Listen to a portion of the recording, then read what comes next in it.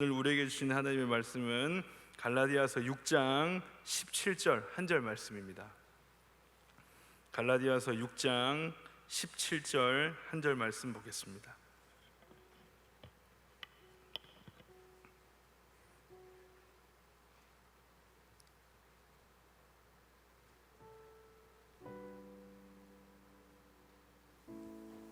마이크를 좀 켜 주십시오. 마이크 하나. 예, 봉독하겠습니다. 이후로는 누구든지 나를 괴롭게 하지 말라. 내가 내 몸에 예수의 흔적을 지니고 있노라. 아멘.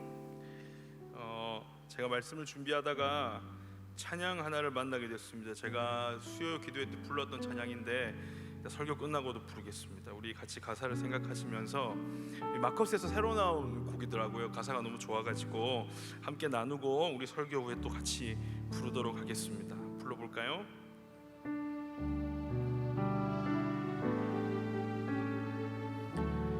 믿음 없는 모습에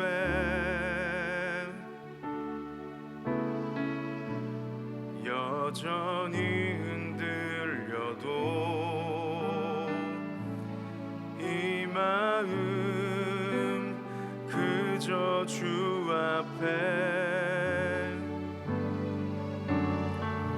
조용히 내어드리네. 있는 모습 그대로, 있는 모습 그대로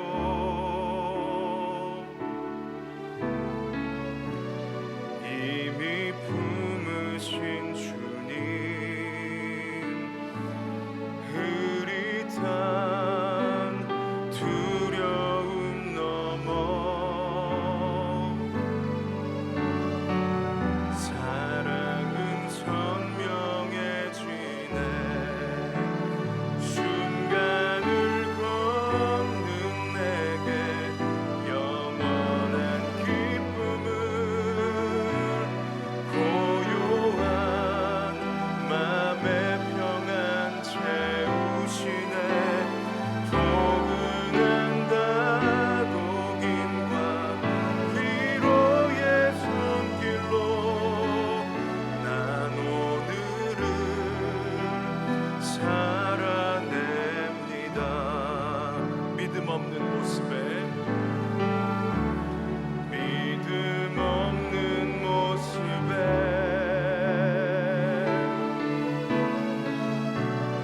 여전히 흔들려도 이 마음 그저 주 앞에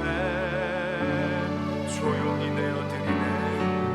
조용히 내어드리네. 있는 모습 그대로, 있는 모습 그대로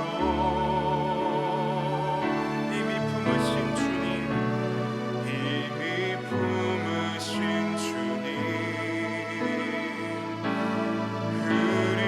흐릿한 두려움 넘어 사랑은 선명해지네. 사랑은 선명. 순간을 걷는 내게, 순간을 걷는 내게 영원한 기쁨을 고요한 맘의 평안 채우시네. 포근한 다독임과 위로의 손길로 난 오늘을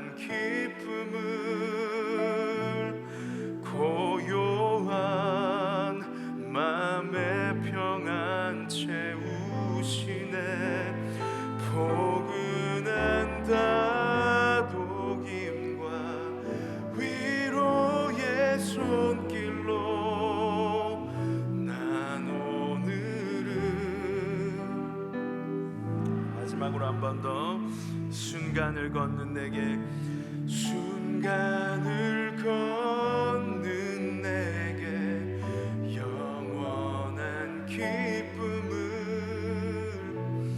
고요한 맘의 평안 채우시네 포근한 다독임과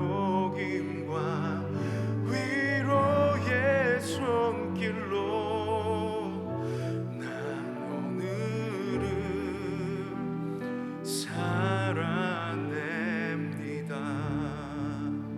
하나님 아버지, 연약한 우리는 시간에 갇혀 살아갈 수밖에 없는 저희들은, 특정 공간에 갇혀 살아갈 수밖에 없는 저희들은 그저 순간을 걸어갈 뿐입니다. 점을 따라가는 연필처럼 어떤 그림이 완성될지 모르고 그냥 따라가는 점을 따라가는 펜과 같이 그저 하루하루를 살아갈 뿐입니다. 그래서 넘어지기도 하고, 그래서 쓰러지기도 하고, 흔들리기도 합니다. 하나님, 오늘 예배와 말씀을 통하여 다시 한 번 더 순간을 걸어갈 수밖에 없는 저희들 안에 영원한 기쁨을 허락하여 주시옵소서. 고요한 우리의 마음 가운데 평안을 채우시며 주님의 포근한 다독임과 위로의 손길을 허락하여 주시옵소서. 다시 힘을 내어 우리에게 주어지는 삶을 넉넉히 살아내는 그 시작점이 오늘 이 예배가 되게 하여 주시옵소서. 믿사오며 예수님 이름으로 기도합니다. 아멘. 오늘 이제 저희들이 본 말씀 한 절 말씀이고 흔적입니다. 제가 저희 어머니랑 가끔씩 이제 통화를 하는데요. 서울에 올라온 지 몇 개월 안 됐을 때인데 저희 어머니가 그러시더라고요. 아이고 야야, 니 서울 사람 다 됐네. 저희 어머니 지금도 가끔 그런 말씀을 하세요. 아이고 야야, 니 서울 사람 다 됐네. 제가 고향이 부산이거든요. 저는 이제 그 범죄와의 전쟁이나 영화 친구 이런 거 보시면 고향에 온 것 같이 마음이 너무 편안합니다. 아시죠? 막 네가 가라 하와이 이런 거 보시면 마음이 너무 편하고 내가 임마 어제 아시죠? 그 대사 그런 거 하면 마음이 너무 편하고 고향에 온 것 같거든요. 네 서울 사람 다 됐네 그러고 그러신 제가 뭐 동의할 수 없겠죠. 이렇게 보면은 저희 아내는 약간 그 말투가 이게 신분 세탁이 좀 됐어요. 이게 여성들이 약간 좀 유리한 부분이 있는 것 같아요. 저는 이게 죽었다 깨나도 안 되고, 제가 특별히 이제 저희 딸이 좀 커서 이제 이야기를 하다 보면 이게 안 된다는 걸 많이 느껴요. 이제 딸이 뭘 잘못했거나 할 이야기가 있을 때 서울 아빠들 같이 딸 우리 공주 왜 이래, 무슨 일이 있었어, 어떻게 그렇게 하지 말라고 했잖아 이게 아니고 이놈의 가시나 이게 의대 와봐 의대 이놈의 가시나 이게 나오는 걸 보면서 설마 이게 제 인격이라고 생각하시는 건 아니겠죠? 지금 다 눈빛이 고향과 상관없이 너의 인성의 문제라고 이렇게 무언의 눈빛을 보내시는데 동의할 수 없습니다. 그래서 이게 뭐냐면 흔적이죠. 흔적. 제가 살아온 흔적입니다. 제가 고향이 부산이고 거기서 살아온 그걸 제가 평생 벗어나겠습니까? 제가 서울말 제가 한 번도 그런 적이 있어요. 제가 전전교회 있을 때 리더들이랑 같이 MT 간다고 우리 장을 어디서 볼까? 그래서 이제 제가 전도사님 장을 어디서 보면 좋을까? 그러니까 이마트 갈까요? 이마트 그랬더니 이마트가 뭐예요? 이러면서 다 깔깔깔 넘어가는 그거 뭐라고 하니까 이마트. 이게 서울 사람들은 이마트라고 안 부르고 이마트라고 부르더라고요. 이마트. 느낌이 안 삽니다. 이마트는 왠지 물건을 반밖에 안 팔 것 같고 이마트에 가면 물건을 다 팔 것 같은 느낌 있지 않습니까? 이게 제가 살아온 이 흔적입니다. 흔적. 다 여러분 손을 드시고 여기 만져보세요. 이게 여러분 흔적 아니겠습니까? 그죠? 지난날 쉼없이 먹고 아무것도 하지 않은 여러분들의 흔적이 다 여기 묻어나는 사도 바울 선생님께서 하신 말씀이 굉장히 이게 믿음이 가는 흔적입니다. 제가 이거 하면서 내 삶에 어떤 흔적이 있었나 막 찾아봤는데 20살 때 제가 이런 적이 있습니다. 이게 제가 같이 간 사람들한테 부끄럽기 싫어서 돈은 없는데 에스프레소를 시켰습니다. 제 이유는 간단해. 제일 싸기 때문에. 제일 싸서 에스프레소를 시키면서 난 원래 이런 거 매일 먹으라고 하고 시켰는데 컵이 너무 작다고 제가 한번 카운터에 항의한 적이 있어요. 제가 잘못 나온 것 같은데요. 컵이 너무 작습니다. 이렇게 하고 먹었는데 너무 씁니다. 이렇게 하고 그런 삶의 흔적들, 이불킥할 만한 그런 흔적들, 지나온 여러분들 흔적들이 다 있을 겁니다. 사도 바울이 오늘 자기 몸에 예수의 흔적을 새겼다 이렇게 이야기하시는 거예요. 예수의 흔적을 새겼다. 제가 돌봄 신방을 다니면서 느끼는 게 뭐냐면 교회 지금 온라인 예배 지금 드리시고 계시는 분들도 지금 마음이 편한 분들이 없어요. 다 나와서 예배 자리 지키고 싶고 다 뭐 성전들 밟아보고 싶은데 뭐 상황이 정말 다 여의치가 않아요. 어떤 분은 뭐 매일마다 문진표를 회사에 내야 되고 거기 종교시설 방문 있으면 뭐 아예 뭐 회사를 뭐 못 간다 그러니까 어떻게 하겠습니까? 아이를 가르치는 일을 하시는 분들, 여러 가지 다양한 사정 때문에 못 오시는 분들이 있어요. 또 그분들은 이거 이제 코로나 곧 끝나지 않겠습니까? 끝난다는 희망을 가지고 우리가 보면 또 그분들은 그분들 나름대로 이렇게 또 이렇게 그 온라인 예배로 열심을 드리면서 흔적을 또 쌓아나가고 있는 것이고, 또 예배 자리에 오신 여러분들은 예배 자리를 지킴으로써 이제 어떤 그런 흔적을 만들어가고 있고, 나올 수 있는데도 안 나오고 계신 여러분들, 그런 또 흔적을 새기고 있는 거 아니겠습니까? 우리가 어떤 상황과 환경 속에서 흔적들을 새기고 있다는 거죠. 그래서 저와 여러분들이 어떤 흔적을 우리가 새겨야 되나, 사도 바울이 말한 이 흔적은 무엇인가를 좀 생각해 보았으면 좋겠습니다. 그리고 저와 여러분들이 정말 하나님 앞에 서는 날 부끄럽지 않은 흔적들을 많이 가지시길 축복합니다. 이런 걸 아멘해 주셔야 이제 그런 이제 끌려온 바벨론 포로 같은 표정들로 계시면 안 됩니다. 자, 여러분들 안에 하나님 앞에 꺼내놓고 자랑할 만한 것이 있는 흔적들이 많기를 축복합니다. 이 흔적을 사람들이 이렇게 이야기합니다. 뭐 성 프란체스코가 그랬다 그래요. 기도하다가 환상 중에 세라핌이라는 천사가 나타나서 뭐 그런 계시를 받고 눈을 떠보니까 손에 예수님이 못 박힌 그런 흔적들이 생겼다고 하는 그런 흔적을 말한다고 하는데 전혀 그렇지가 않습니다. 오늘 이 사도 바울이 말한 흔적은 뭐냐면 오늘 본문 이렇게 시작하죠. 6장 7절 처음이 어떻게 시작하냐면 6장 17절 처음이 이후로는 누구든지 나를 괴롭게 하지 말라. 사도 바울이 자기의 예수의 흔적을 이야기하면서 맨 처음 이야기하는 그 흔적의 정체는 뭐냐면 괴로움이라는 거죠. 여러분, 예수를 믿으면서 살아갈 때 분명히 우리 안에 영광과 기쁨이 있습니다. 감사가 넘치고 우리 안에 성령으로 충만하고 담대함이 생기기도 하고 정말 온유함과 어떤 그런 우리 안에 하나님이 주시는 풍성함이 있지만, 그럼에도 불구하고 오늘 이 땅을 살아간다는 것, 뭐 얼마 전에 그 갤럽 조사해 보니까 20, 30대의 탈종교화가 뭐 급속화된다 그러고, 이 교회라는 것이 사회에 뭐 큰 도움이 안 된다고 말하는 이때에 여전히 예수를 믿고 살아간다는 것, 마치 우리가 병균 덩어리인 것 같이 오해받는 이 시대에 예수를 믿으며 살아간다는 것은 굉장히 어떤 흔적이냐면 그 괴로움의 흔적이 될 수 있다는 겁니다. 사도 바울도 마찬가지로 자기 전생애에 그 예수의 흔적이 무엇이냐 물으면 복음의 전파, 병고침, 놀라운 역사, 교회 부흥 다 이야기할 수 있지만, 사도 바울이 맨 처음 이야기한 자신의 그 흔적은 뭐냐면 괴로움이라는 거예요. 괴로움. 사도 바울의 괴로움은 한 세 가지 정도로 정리할 수가 있습니다. 첫 번째로 자신의 사도권을 가지고 사도 바울이 괴롭힘을 많이 당했어요. 네가 진짜 사도가 맞냐는 거예요. 사도는 예수님을 보고 예수님과 함께 다니면서 훈련받은 사람들만 사도라고 말하는데, 바울 같은 경우는 다메섹 도상에서 이제 반짝하고 잠깐 예수님 만났지 않겠습니까? 그러니까 네가 무슨 사도냐는 거예요. 그러면서 이제 여러분 그런 말 아십니까? 이렇게 메시지를 깔 수 없으면 메신저를 깔아, 이런 말이 있습니다. 그럼 뭐 이제 메시지를 깔 수가 없으니까 근데 그 사도 바울의 사도권을 가지고 막 끝까지 전생애를 거쳐서 이제 물어뜯는 겁니다. 자격을 물어보면 정말 할 말이 없거든요. 저한테 정말 당신 이지명 당신이 목사 자격이 있습니까? 라고 물어보면 제가 할 말이 없는 게, 주일날 가끔씩 보면 저희 교회는 대부분의 남자 성도님들이, 특히 청년들도 마찬가지지만 양복 입고 교회 오지 않습니까? 저보다도 목사 같은 사람들이 너무 많아요. 보면 양복 입고 이렇게 오면 저 사람은 나보다 더 목사가, 저는 양복 이렇게 입고 서도 그렇지 않겠습니까? 이렇게 안타깝고 긍휼함이 이렇게 물씬 넘치는데 막 이렇게 머리 기름 바르고 남자 청년들 보면 이 목사 같은 이 교역자 같은 청년들이 너무 많은 거예요. 자격을 물어보면 너무 힘듭니다. 제가 머리 자르러 가가지고도 미용실 제가 한 군데 오래 갔는데 깎아주시면서 이렇게 몇 번 가면 단골이 되지 않습니까? 뭐 하시는 분이냐고. 뭐 하시는 분이 자꾸 물어보는 거예요. 이렇게 하고 넘어갔는데 그 집요하게 물어보시는 분들이 있어요. 교육업에 종사하고 있습니다. 이렇게 그러시냐고, 뭐 어떤 교육업에 종사해요? 계속 물어보는 거예요.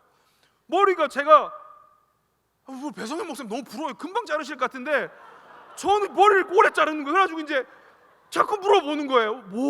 뭐 하시는 분이냐고, 어떤 교육업이냐고, 뭐 선생님, 뭐 교수님, 뭐 계속 물어보는 거예요. 제가 목사입니다. 그렇게 하면 목사님이 이렇게 하면 되잖아요.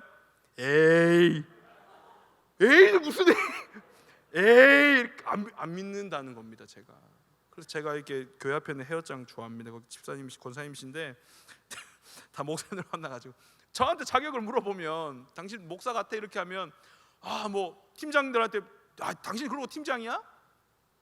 그룹장이 그래서 되겠어? 이렇게 자격을 물어보면 그것 굉장히 괴로운 일입니다. 이 자격이 비단 뭐 어떤 교회 직분일 뿐만 아니라 밖에 나가가지고 당신이 교회 다니는 사람이야? 예수 믿는 사람 맞아? 자격을 묻기 시작하면 너무 괴롭다는 거죠. 사도 바울이 첫 번째로 이 자격에 대해서 괴로움 받았어요.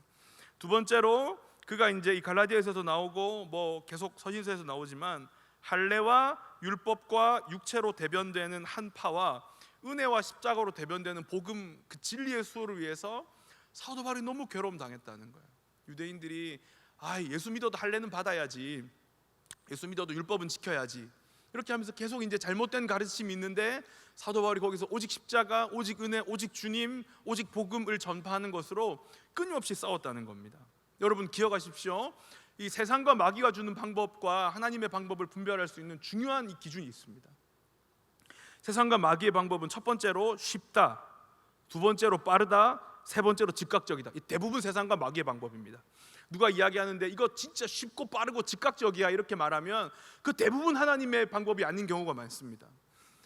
예수 믿기만 하면 돼, 이 말이 너무 마음이 찝찝한 거죠. 사도 바울이 이야기하기 십자가 너무 완전해서 믿기만 하면 돼, 할례 받지 않아도 돼, 뭐 율법에 너무 매이지 않아도 돼, 율법의 완성이 십자가니까 그 예수님과의 관계에 더 집중해야 되라고 하는 그 모호함, 그렇지 않습니까? 차라리 뭐 이 이슬람처럼 뭘 정해준다든지 하루에 몇 번 기도하세요, 성전을 바라보고 뭐 이제 라마단 기간입니다, 해 떨어지기 전까지는 밥을 굶으세요 이렇게 뭐 정해주고 그거 안 지키면 지옥입니다 이렇게 말해주면 마음이 평하고 굉장히 명확한데, 복음이라는 것은 너무 완전하고도 너무 쉽고 너무나 보편적이고 담이 너무 낮아 보이는 거죠. 사람들로 하여금 뭔가 좀 찝찝한 겁니다. 그래서 율법과 육체와 할례 계속 끊임없이 그런 잘못된 진리들이 있었다는 겁니다. 기억하십시오. 쉽고 빠르고 즉각적인 것들이 너무 명확하고 분명한 것들이 어떨 때는 이게 아닐 때가 있다는 겁니다. 세 번째로 실제적으로 사도 바울은 자기 삶에 고난과 질병이 있었죠.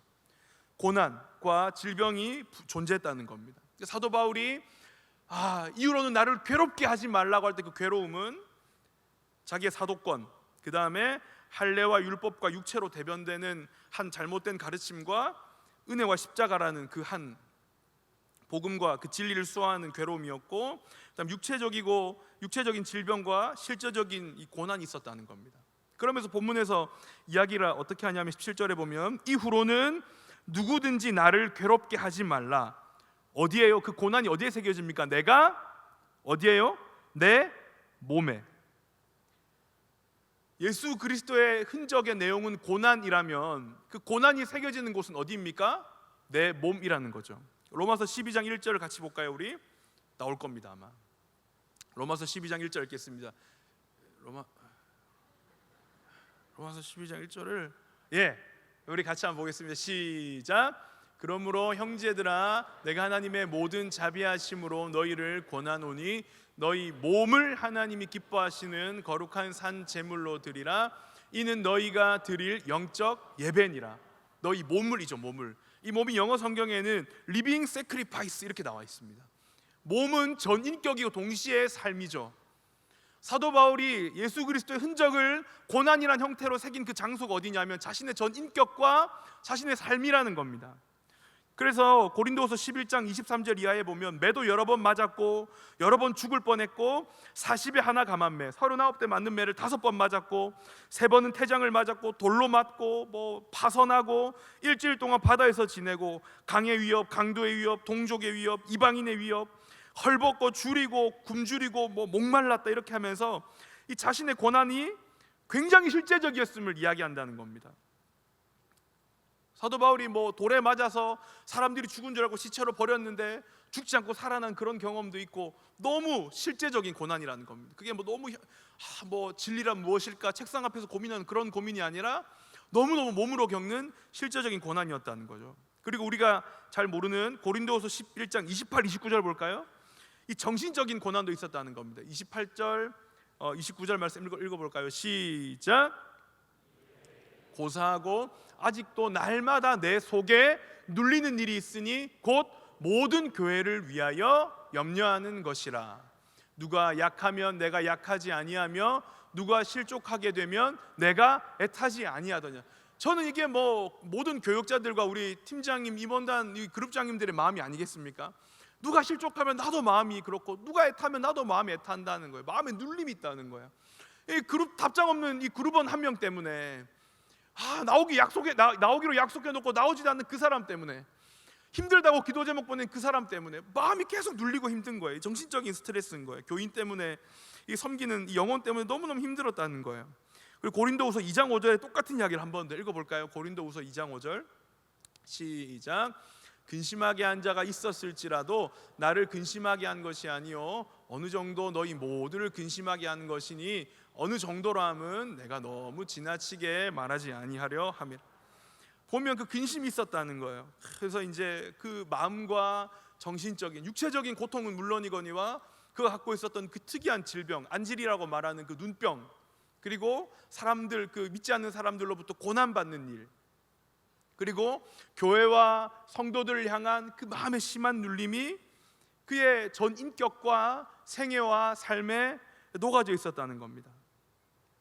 여러분 어떻습니까? 오늘 저와 여러분들이 살아가는 이 사도 바울이 말한 흔적이 똑같지 않습니까? 여러분들 신방이 간다고 이 기도 카드를 내신 걸 보면 대부분들 기도 제목을 보면 참 힘든 분들이 많아요.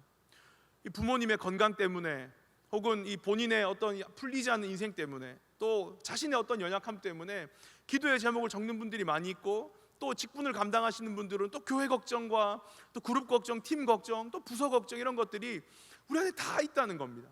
보면 우리가 먹고 사는 문제만 걱정하는 사람들하고는 전혀 다르게 거기에 플러스 하나 더 추가가 돼서 또 다른 이 괴로움과 또 다른 이 걱정과 염려와 눌림을 우리 몸에, 우리 인격에, 우리의 삶에 새기고 간다는 겁니다.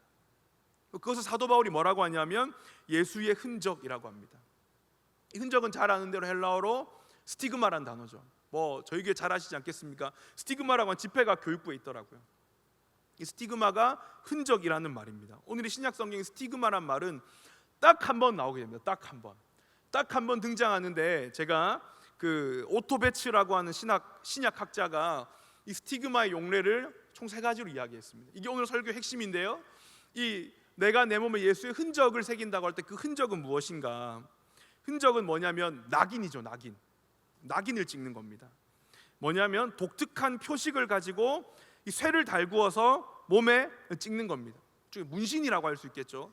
이제 어떤 모양이 있는 쇠를 막 달궈서 그 몸에 이제 찍게 되는 겁니다. 이 용례가 3가지가 있는데, 첫 번째가 전쟁 포로에게 혹은 그 소떼나 양떼에게 주인이 이제 인두로 지지는 걸 스티그마라고 한다는 거예요. 그래서 소나 양을 풀어놔도 나중에 찾을 때 주인이 헷갈리지 않게 하기 위해서, 그래서 이제 그 인두로 이게 지지면서 혹은 전쟁 포로에게 이거 내 거다, 이렇게 넌 포로야, 이 인식을 하는 게 스티그마라는 거예요. 소유를 나타내는 거죠. 저는 이 말도 맞다고 생각합니다. 오늘 우리에게 새겨진 그 예수님의 흔적은 우리 모두가 다 예수님의 소유라고 하는 흔적인 줄로 믿습니다. 전 이 말도 맞다고 생각해요. 내 몸에 예수의 흔적을 새겼다. 이 고통과 이 고난과 우리를 힘들게 한 이 염려와 우리의 수많은 기도 제목들은 우리의 소속이 어딘지를 분명하게 알게 해주는 거예요. 예수님의 소속이, 우리 소속이 예수님께 있다는 거죠. 두 번째로 죄수라는 표시로 그 낙인을 찍었다는 겁니다. 죄인의 얼굴, 그 이마나 볼에 찍어서 모든 사람이 죄인인 줄 알게 하는 거예요. 추노 보셨죠? 추노, 그런 겁니다. 그래서 죄인에게 낙인을 이제 찍어서 누가 봐도 저 사람 죄인이라는 거예요. 사도 바울이 내가 예수의 흔적을 지녔다고 할 때 그 예수의 흔적에 죄인이라고 하는 말이, 저는 이것도 뭐 일견 맞는 말이라고 생각합니다. 뭐 당연히 우리의 정체성, 당신 누굽니까? 부끄럽게 용서받은 죄인입니다, 이렇게 말할 수 있는 그 죄인의 표식이 우리 안에 다 있다는 겁니다. 이 3번째가 독특합니다.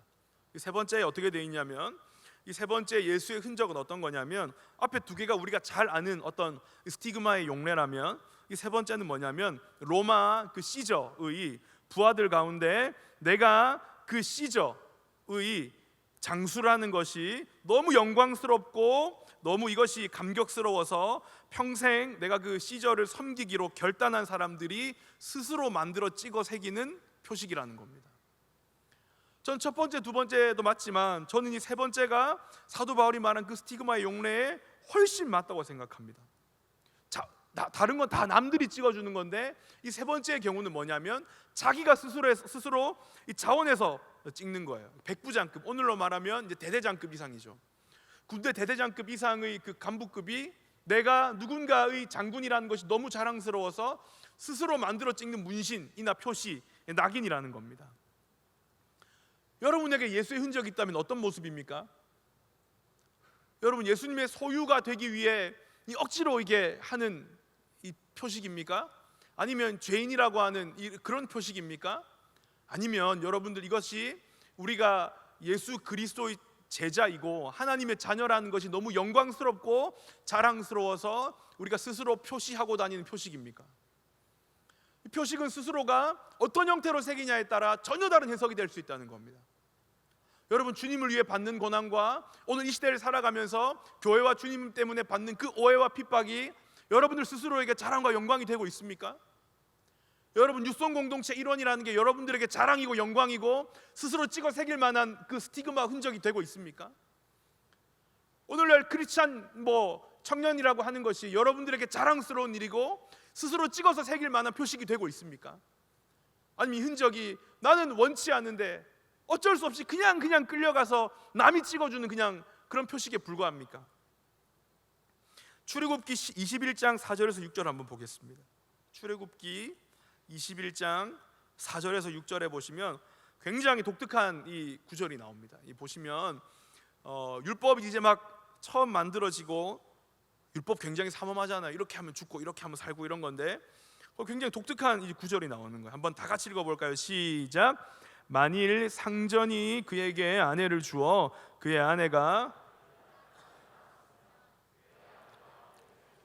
상전에게 속할 것이요 그는 단신으로 나갈 것이로되 만일 종이 분명히 말하기를 내가 상전과 내 처자를 사랑하니 나가서 자유인이 되지 않겠노라 하면 상전이 그를 데리고 재판장에게로 갈 것이요 또 그를 문이나 문설주 앞으로 데리고 가서 그것에다가 송곳으로 그의 귀를 뚫을 것이라 그는 종신토록 그 상전을 섬기리라.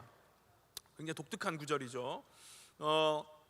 종이 이제 자유인이 될 이제 기간이 다 차서 이제 자유인이 될 수 있는데도 불구하고 거기서 이제 아내를 만나서 같이 살게 되고 이렇게 하면 이제 혼자밖에 나갈 수가 없는 거예요. 그러면 어떻게 되냐면 내가 이 주인을 너무 사랑하고 사랑이죠, 사랑. 출애굽기에 사랑이라는 단어가 나오는 게 너무 저는 이제 의아한데 다 상전 것인데 내가 상전과 내 처자를 사랑하니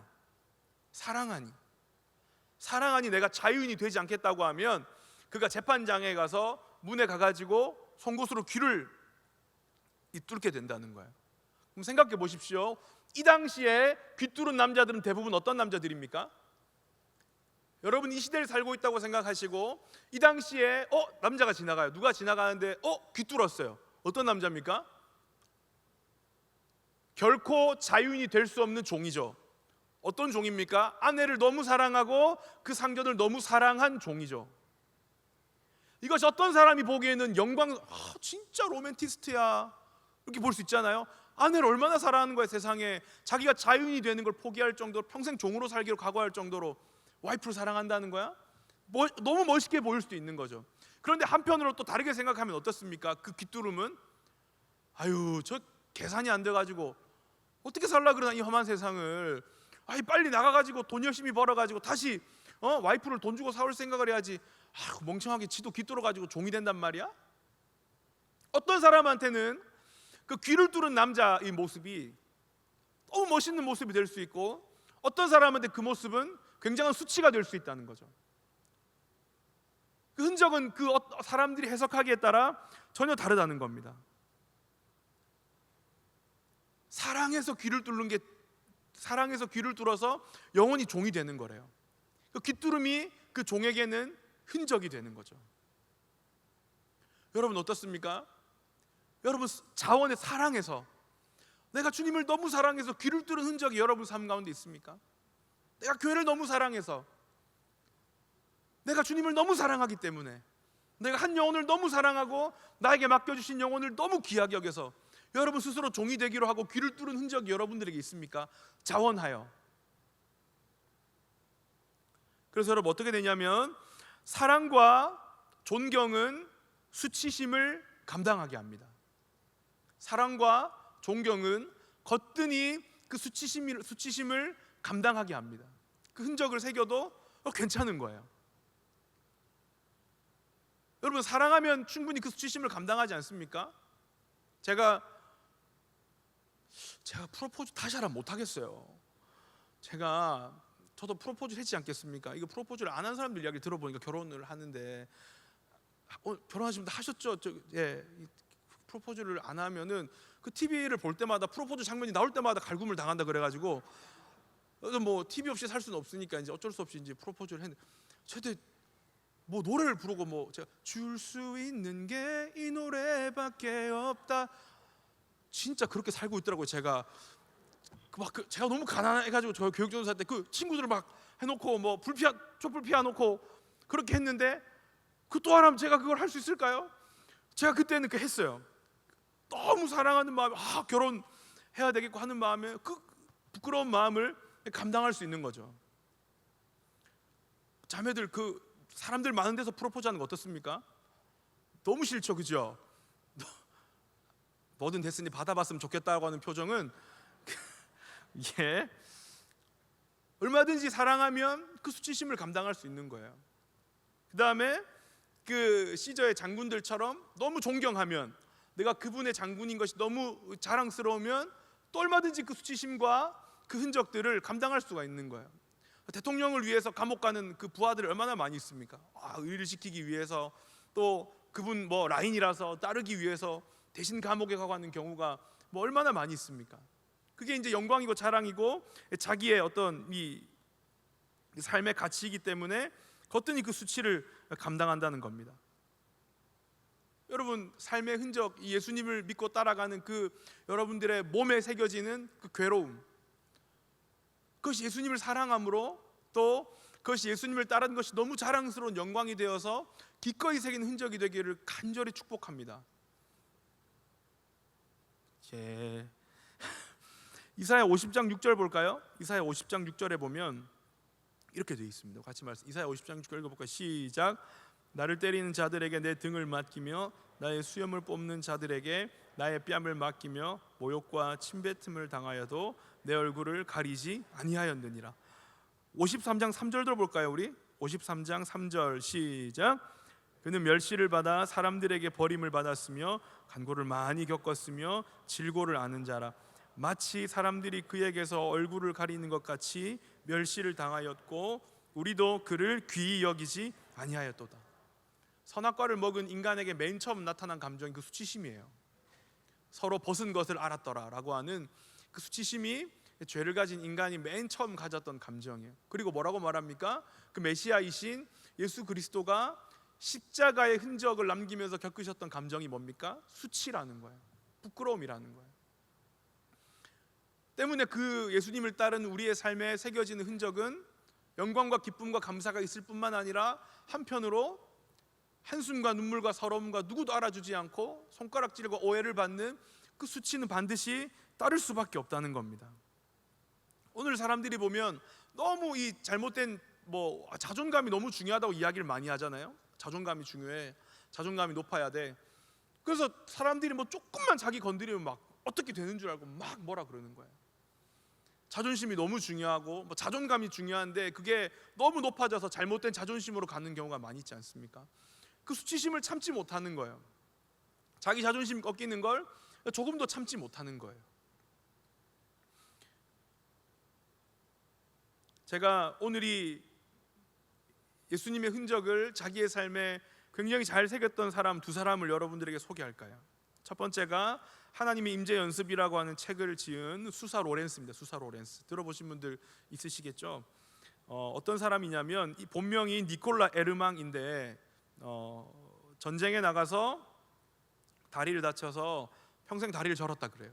평생 다리를 저는 이 장애를 가지게 되었고 학식도 너무 적고 이제 몸에 신체도 불편함이 있고 그래서 수도사가 되고 싶었는데 번번이 좌절됐다 그래요. 그리고 48세에 겨우 이제 가르멜 수도회에 평신도 수도사로 이제 들어가게 돼요. 48세 늦은 나이에 평신도 수도사로 이제 들어가게 되는데, 가서 맨 처음 그에게 시킨 일이 뭐냐면, 평생 그가 한 일이 뭐냐면 부엌에서 요리하는 일이었어요. 수도사도 아니고 뭐 수도 원장도 뭐 그런 건 더더욱 아닐 뿐만 아니라 그냥 거기서 이제 음식하는 사람이 되었다는 겁니다. 근데 그가 이렇게 말했어요. 그가 처음에 불만이나 원망을 많이 가지다가 그가 어떻게 생각했냐면, 우리의 유일한 임무는 하나님을 사랑하는 것이며 하나님 안에서 기뻐하는 것입니다. 어느 날 기도하다가 이 뭐 나무를 바라보고 이렇게 하다가 본인한테 깨달음이 생겼는데, 우리의 임무는 하나님을 사랑하는 것이고 하나님 안에서 기뻐하는 것입니다. 이렇게 이야기를 하고, 그가 이제 요리사로 수도원에서 계속 요리했다는 거예요. 근데 놀라운 건 뭐였냐면, 그 음식을 하고 있는 그 로렌스라고 하는 그 수사를 보고 사람들이 적은 기록이 너무 신비해요. 뭐냐면, 하나님의 임재 연습이라고 하는 책도 그 사람이 지은 책이 아니거든요. 뭐 책을 쓸 만큼 학식이 있는 사람도 아니고 수도 원장하고 주고받은 편지를 이제 그 묶어서 만든 책입니다. 이렇게 써 있습니다.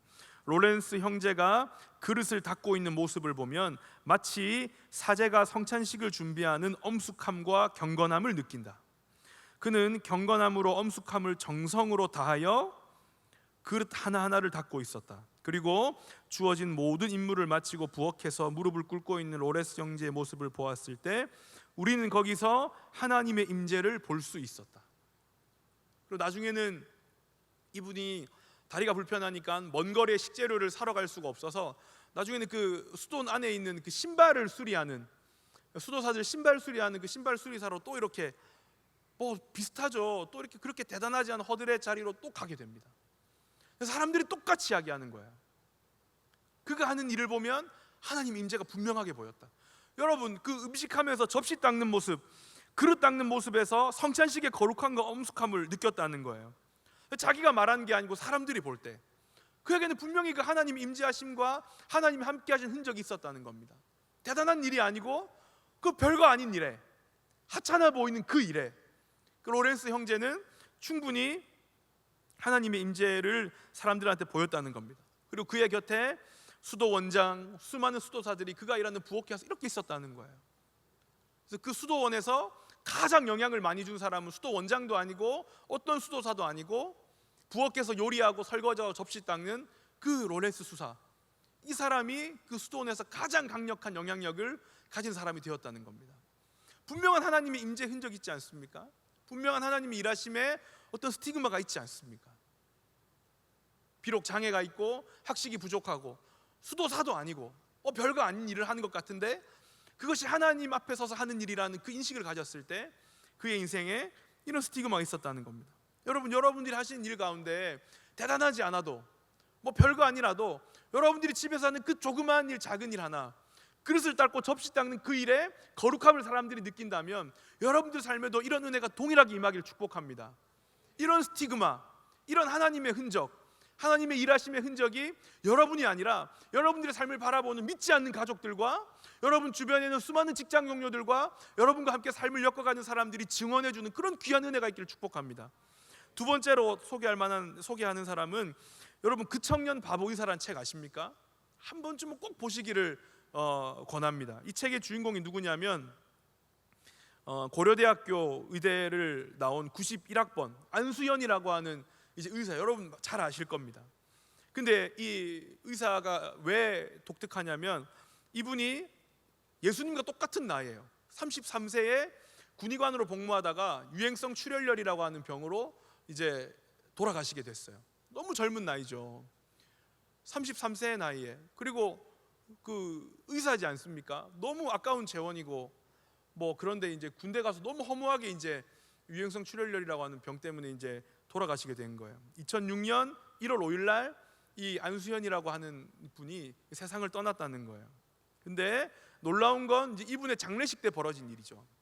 이분의 장례식 때 이 젊은 군의관, 33세의 군의관이 이 돌아가신 이 장례식에 하객이 조문객이 4,000명이 왔다 그래요. 이 청년은 영락교회 소속인데 영락교회 한경직 목사님 장례식 이후로 가장 많은 조문객이 왔다 그래요.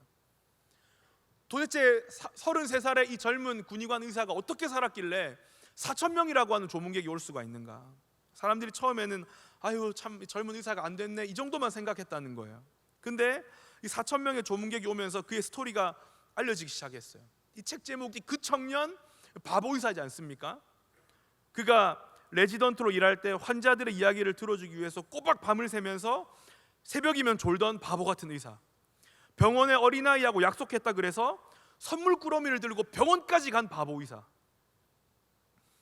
간호사가 약병을 깨뜨렸다고 자기가 엑스트라로 일을 더해가지고 그 약병을 책임지고 다시 갖다 놨던 바보 같은 의사, 전국의 의사들이 그 2000년대인가요? 2000년, 2001년인가요? 모두가 다 파업할 때 그 위계 질서가 삼엄한 그 의사들 사이에서 자기는 환자 곁을 절대 떠날 수가 없다고 하면서 환자들을 진료를 받던 그 바보 같은 의사, 조선족 할아버지가 와가지고 병원비 얼마냐고 뭐 검사 반지 얼마냐고 얼마 있습니다 그랬는데 이분이 3만 원밖에 없었던 거예요.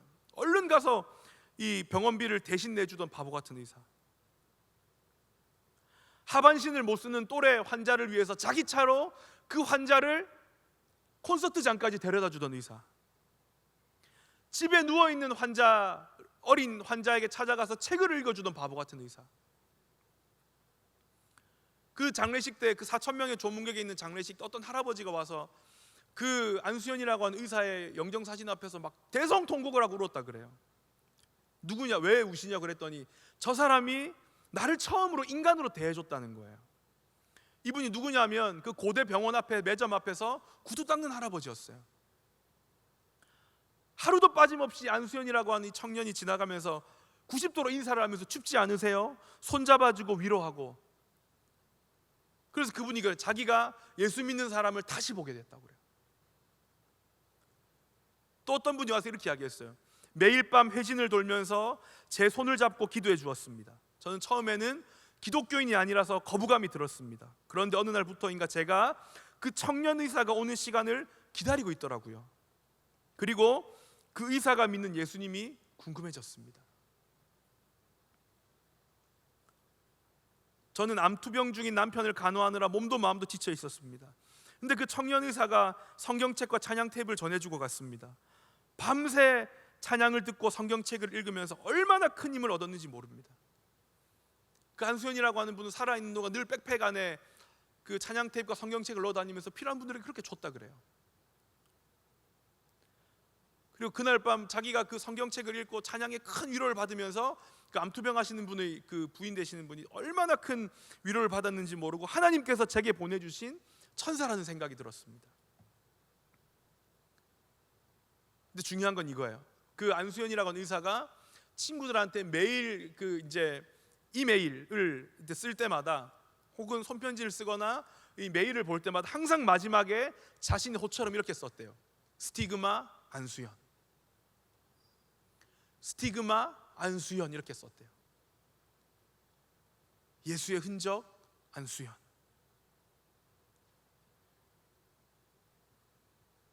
여러분, 이 사람 어떻습니까? 예수님의 흔적을 사모하면서 비록 짧은 생을 살았지만 예수 그리스도의 삶을 따라가기 위해서 자기 인생을 걸어갔던 이 사람. 여러분 어떻습니까? 진짜 이 사람이 바보같이 보입니까? 여러분 오늘날 16세기 이후에 수많은 교육의 방식들, 우리가 듣고 자란 교육의 방식이 뭡니까? 자아를 실현하고 우리의 자아를 강화하는 방식으로 우리가 너무 많이 들어서 익숙해졌어요. 잘하는 걸 개발해야 되고 성공해야 되고 우뚝 서야 되고, 어떻게 내가 가진 자아와 내가 가진 재능과 달란트를 잘 개발하고 발전할 수 있을 것인가? 보면 가정주부 중에 평생 교육원을 다니거나 이 뭐 석사나 박사 하시는 분들이 굉장히 많아요. 전문성이 어떠냐 물어보고. 왜냐하면 그 자아 실현이 안 되면, 내 자아가 강화되지 않으면 참을 수가 없는 거예요. 전문성이 있어야 된다 말하고 없으면 너무 열등감에 빠지는 거예요. 내 지금 자아가 어떤가? 나는 지금 어떤 모습인가? 자기 확인과 자기 존재의 그 인식을 자아 실현과 자아를 강화하는 방식으로 우리는 그렇게 지금까지 익숙해지고 길들여져 왔어요. 근데 여러분 성경이 말하는 건 뭡니까? 자기를 부인하는 거죠.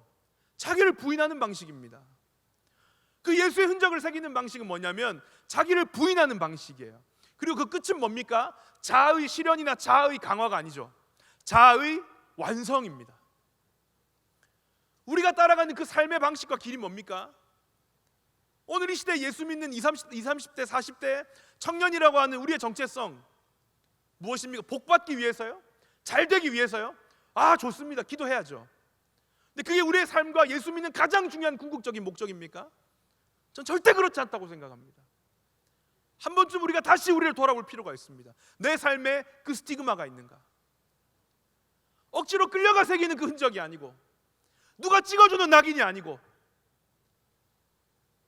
내 스스로 그 예수 그리스도의 사랑 때문에 그분을 따라가는 그 삶이 너무 영광스럽고 자랑스러워서 내가 스스로 새기는 그 흔적, 사람들 모두가 보고 예수님이 살아있다고 말하고 네가 믿는 예수가 궁금하다고 말할 만한 그 흔적, 그 흔적이 여러분 삶 가운데 있습니까?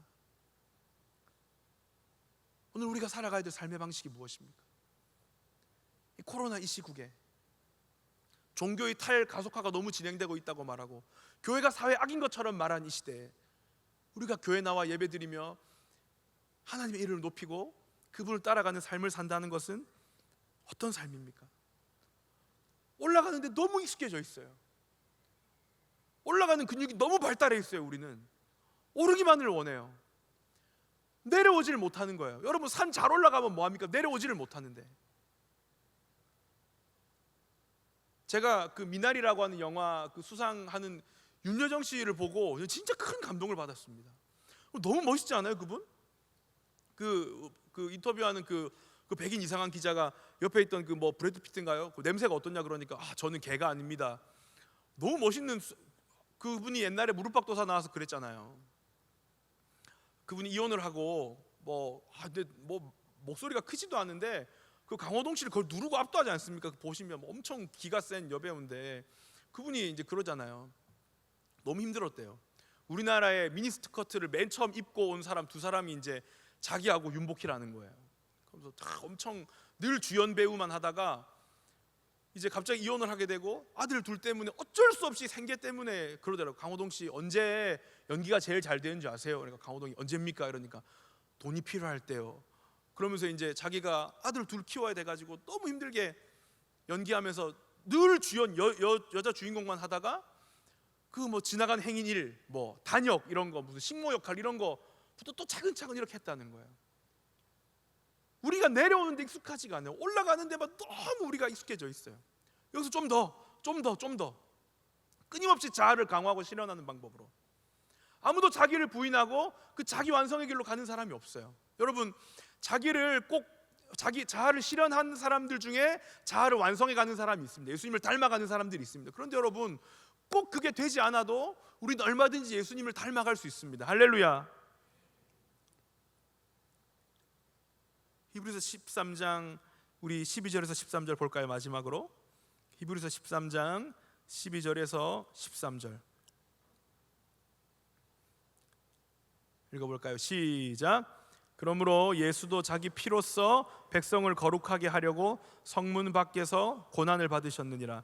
그런즉 우리도 그의 치욕을 짊어지고 영문 밖으로 그에게 나아가자. 아멘. 예수님이 영문 밖에서 죽으셨다 그래요. 근데 뭐라 그럽니까? 우리도 그의 치욕을 짊어지고 영문 밖으로 그에게 나아가자. 예수님은 예루살렘의 그 중심부를 지향하지 않으셨어요. 끝까지 그 주변부성 갈릴리를 향해 가시고 그 낮은 곳을 향해 가시고 없는 사람, 병든 사람, 비록 오해받지만 그 주변부성을 가지고 끝까지 가셨다는 거예요. 그리고 이 제사 드리고 나면 남은 그 사체는 밖에다 버리거든요. 그런 것처럼 예수님이 그 완전한 제물이 되셔서 영문 밖으로 나아가셨다. 그러므로 우리도 그의 치욕을 짊어지고 함께 영문으로 나아가자.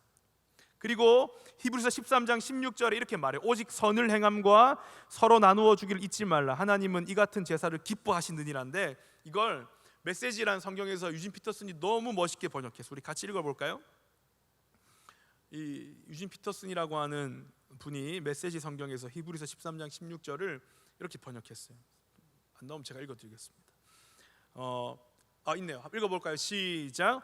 아무것도 당연하게 여기지 말고 공동의 유익을 위해 일할 때 게으르지 말며 여러분이 가진 것을 다른 이들과 나누십시오. 하나님께서는 이런 예배 행위를 특별히 기뻐하십니다. 그것은 부엌과 일터와 길거리에서 이루어지는 다른 종류의 제사입니다. 너무 멋있는 번역이죠.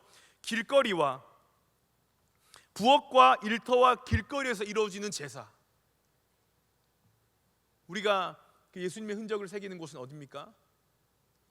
오늘 예배도 또 하나의 흔적이 되겠죠. 그죠? 예배, 지금 이 시국에 예배 자리를 지키는 여러분 너무 귀하고 훌륭합니다. 이것이 우리에게 흔적이 될 것이고, 지금까지 여러분들이 살아온 그 수많은 흔적들, 주님을 따르기 위해 희생하고 결단한 그 수많은 나날들, 흔들리고 좌절하고 넘어졌지만 또 한 번 일어나고 또 한 번 일어났던 그 여러분들의 흔적들이 있을 줄로 압니다. 우리 다시 한번 이 시간 예배를 좀 결단하기를 원해요. 우리가 우리 삶에서 예수의 흔적을 새겨야 될 곳은 어디인가? 부엌과 일터와 길거리, 예수님께서 가셨던 그 영문 밖, 함께 치욕을 짊어지고 나가야 될 자리, 우리의 수치를 감당하고 우리가 포기하지 않고 끊임없이 나가야 될 그 길, 예수님이 가셨던 그 길, 영문 밖으로 나아가 여러분들의 삶이 누가 새겨주는 흔적이 아니라 내가 하나님을 사랑함으로, 또 그분의 제자이고 자녀인 것이 너무 자랑스럽고 영광스러워 스스로 새기는 그 예수의 흔적이 많아지기를 축복합니다. 그 흔적이 여러분들의 그런 한시적이고 짧은 자아의 실현이 아니라 영원한 우리의 자아의 완성, 주님을 닮아가는 그 일을 포기하지 않고 우리의 신앙의 연수가 가면 갈수록, 우리의 이 예배 드린 횟수가 많으면 많을수록 더욱더 우리 안에 그 예수님의 흔적들, 주님을 닮아간 여러분 되시기를 축복합니다. 우리 같이 한번 찬양하시겠습니다.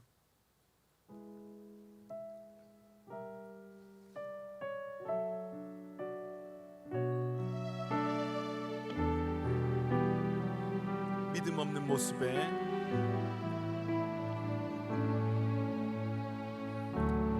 믿음 없는 모습에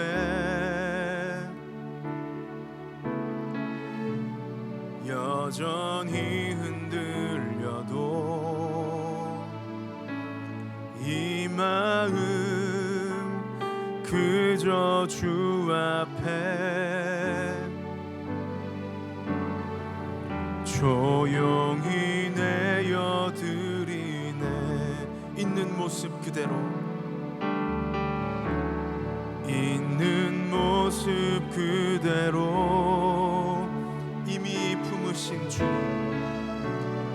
이미 품으신 주님, 흐릿한 두려움 넘어 사랑은 선명해지는, 사랑은 선명해 순간을 걷는 내게, 순간을 걷는 내게 영원한 기쁨을, 고요한 맘의 평안 채우시네. 포근한 다독임과 위로의 손길로 난 오늘을 살아내. 믿음 없는 모습에, 믿음 없는 모습에 여전히 흔들려도, 여전히 흔들려도 이 마음 그저 주 앞에 조용히 내어드리네. 조용히 내어드리네. 있는 모습 그대로,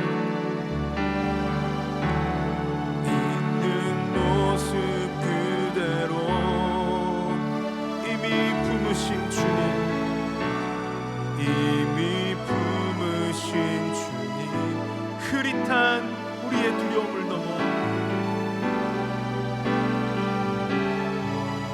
우리의 삶에 새겨진 그 주님의 십자가의 선명한 사랑은 순간을 걷는 내게, 순간을 걷는 내게 영원한 기쁨을,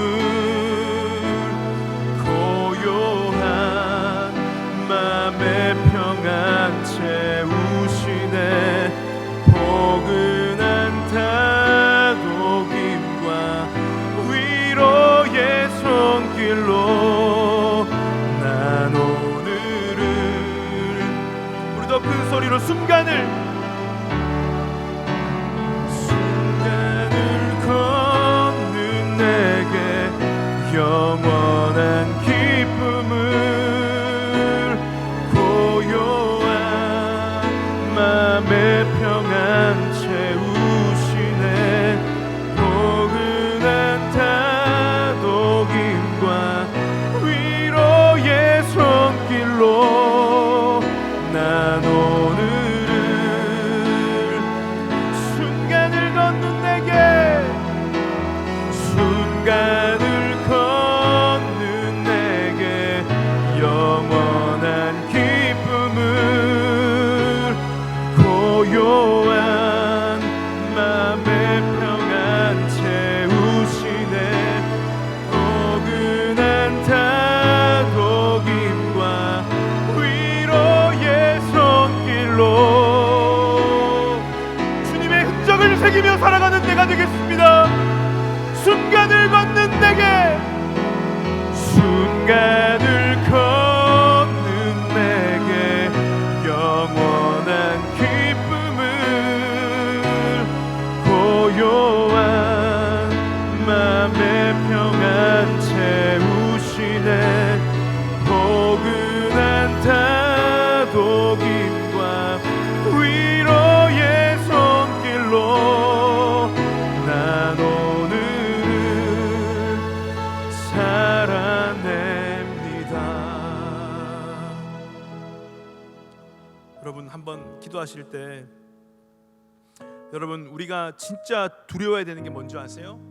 우리가 정말 두려워해야 될 것은 뭐냐면 안주하는 종교적인 크리스찬이 되는 거예요.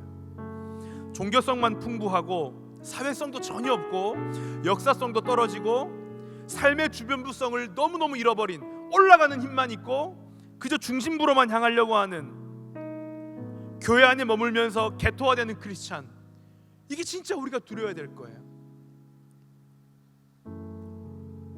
여러분 부엌과 일터와 길거리에서 하나님을 섬기시며 예수 그리스도의 흔적이 있는 여러분 삶 되길 축복합니다. 하나님, 이때 수치는 피할 수가 없는 거예요.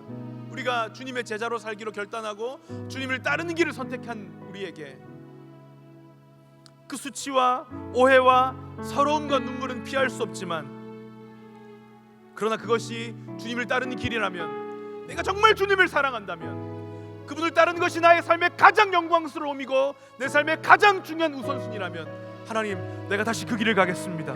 남이 새겨주는 예수의 흔적이 아니라 하나님, 내가 스스로 자원하여 내 삶에 새겨내는 스티그마가 넘쳐나게 하여 주시옵소서. 우리 주여 3번 부르짖고 기도합니다. 주여, 주여, 주여. 하나님 아버지, 하나님 아버지, 주여, 하나님 아버지, 우리를 붙잡아 주시오. 하나님, 우리 삶 가운데 그 주님의 흔적이 있기를 원합니다. 교회 안에 머물면서 그저 우리끼리 위로하고 넘어가는 것이 아니라, 하나님, 서러움과 한숨과 눈물과 수치가 있지만 그럼에도 불구하고 그 지옥을 짊어지고 영문 밖으로 나아가 부엌과 일터와 길거리에서 하나님을 기쁘시게 하며 하나님을 높이는 삶의 제사와 예배를 끊이지 않는 주님을 따르는 귀한 제자들 되게 하시고 주님을 따르는 인생들 되기를 원합니다. 하나님, 다시 한번 이 예배를 통하여 결단하게 하시고 살아가기를 원합니다. 주저앉지 않는 영혼들에게 힘을 더하시며 우리 삶의 복됨과 영광이 무엇인지를 깨닫기를 원합니다. 하나님 아버지, 하나님 도와주시옵소서. 주님,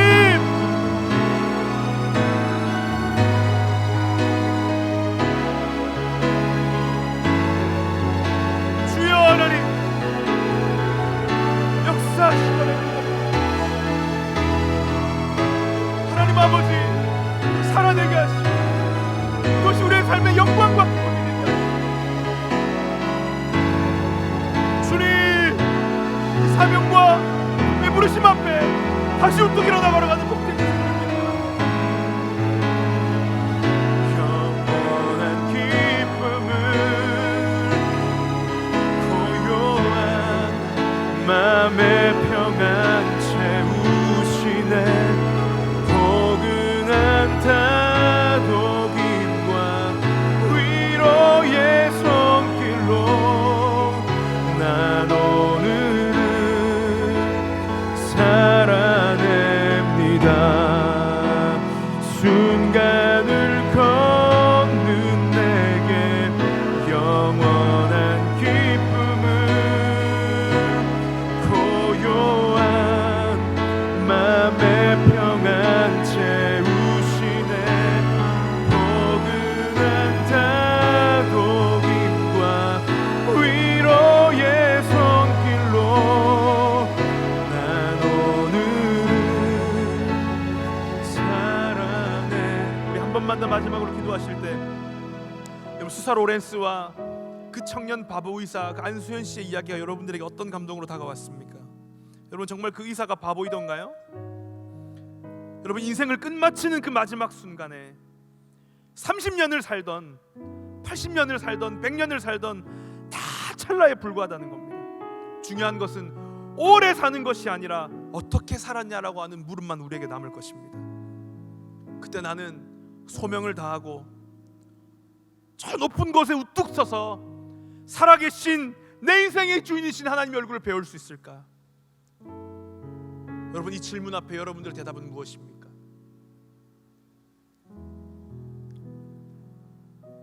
우리 마지막으로 한 번 더 기도하실 때, 하나님, 내가 할 수 있는 작은 일들을 찾게 하시고 대단한 일 다 하지 못한다 할지라도 로렌스 수사와 같이 내가 하는 그 허드렛 일, 그 작은 일에 하나님 임재의 흔적이 남게 하여 주옵소서. 그 청년 바보 의사의 이야기와 같이 어리석어 보이고 답답해 보이고 굳이 가지 않아도 될 그 길을 기쁨으로 걸어간 인생이 되게 하여 주옵소서. 여러분, 삶을 바라보시 결단하시면 하나님, 내가 이것 하겠습니다.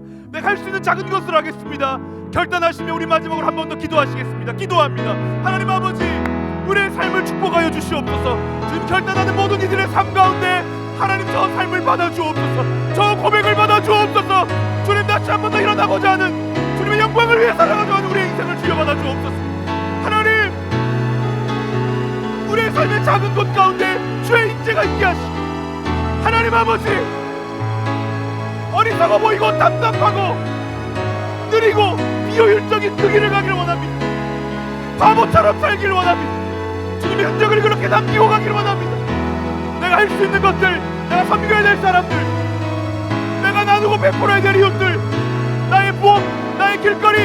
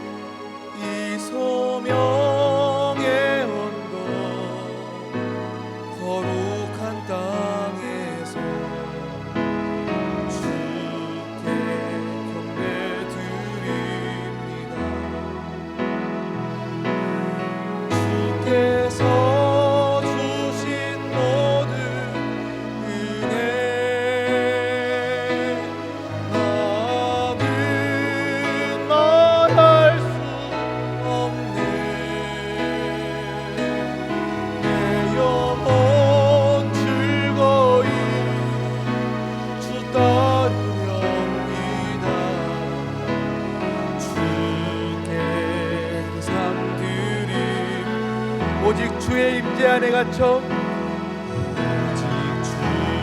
주의 임재 안에 갇혀 내 영 기뻐 찬양합니다. 기뻐 찬양합니다. 이 소명의 언덕 거룩한 땅에서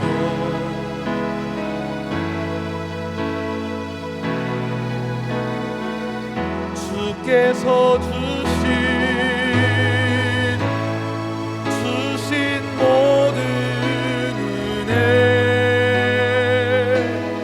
나는 말할 수 없네.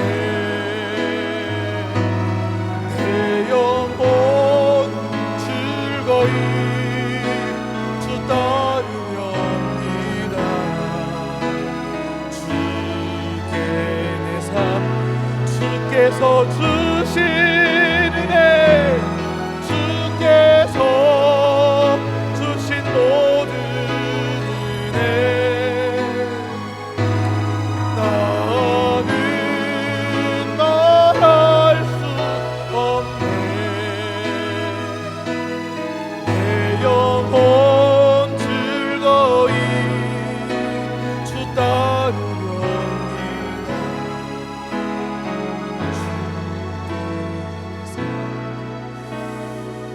우리 마지막으로 우리 기도하는 마음으로 이 찬양 고백 여러분의 진실한 고백이 되기를 소망하면서 마지막으로 한 번 더 진짜 가사를 묵상하시면서요 하나님 앞에 고백하시면서 기도함으로 찬양하도록 하겠습니다.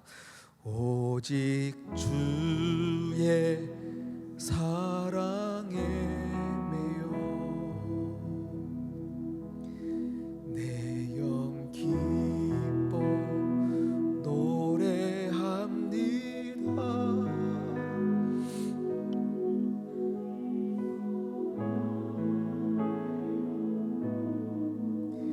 기쁨의 땅에서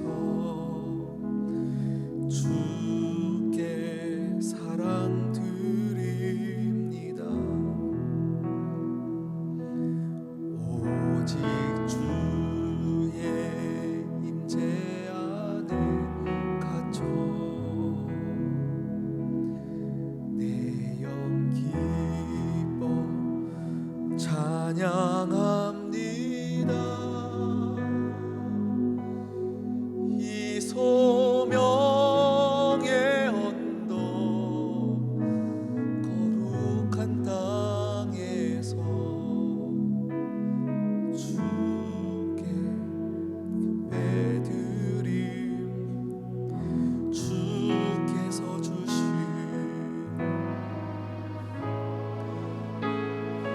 모든 은혜 나는 말할 수 없네. 내 영혼 즐거이 주 따르려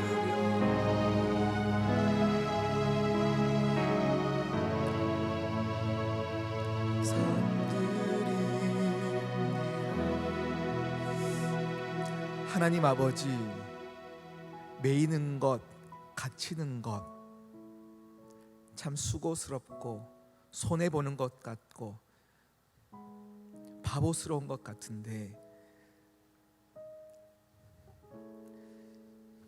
내가 갇히겠다, 내가 매이겠다,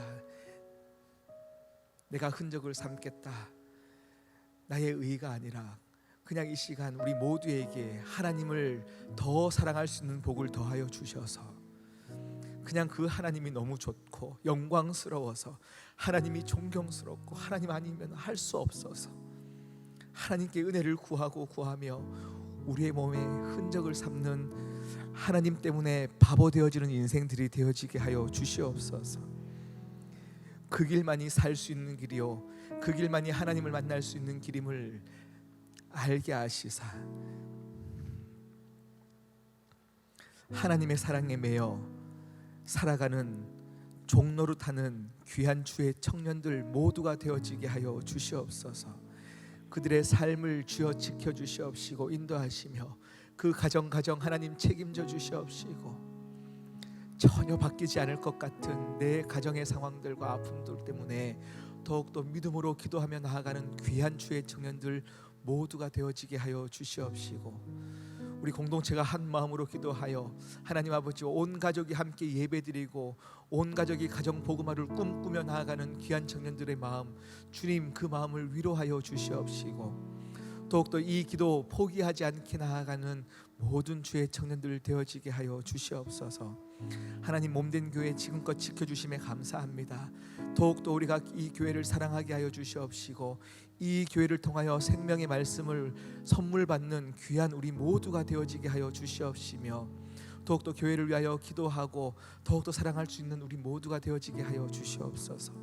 세우신 담임 목사님, 올로 목사님 가운데 함께 하여 주시옵시며, 내일 온 성도들에게 말씀 전하시는 올로 목사님 영육의 강건함을 더하여 주시옵시고, 하나님 전국을 다니며 힘이 필요한 자들, 위로가 필요한 자들에게 하나님의 생명을 전하는 귀한 일을 멈추지 않게 하여 주시옵시고, 또한 지치지 않게 하여 주시옵시고, 가는 곳마다 생명이 전해지고 사랑이 전해질 수 있는 놀라운 귀한 사역들 감당하시기에 전혀 부족함 없는 귀한 올로 목사님 되어지게 하여 주시옵시고, 사랑하는 담임 목사님 가운데 함께 하시사 하나님 아버지여, 가야 할 길이 멀고 지치고 힘들 때 또 외롭지 않게 주님 친구 되어 주시옵시고, 하나님 정말로 그 길 가운데 많은 만남의 복을 더하시고 돕는 손길을 붙여 주시옵시고, 무엇보다 성령 충만함의 은혜를 더하여 주셔서 하나님 말씀 선포되어지는 곳곳마다 생명이 자라는 역사들을 보는 귀한 목사님 되어지게 하여 주시옵소서.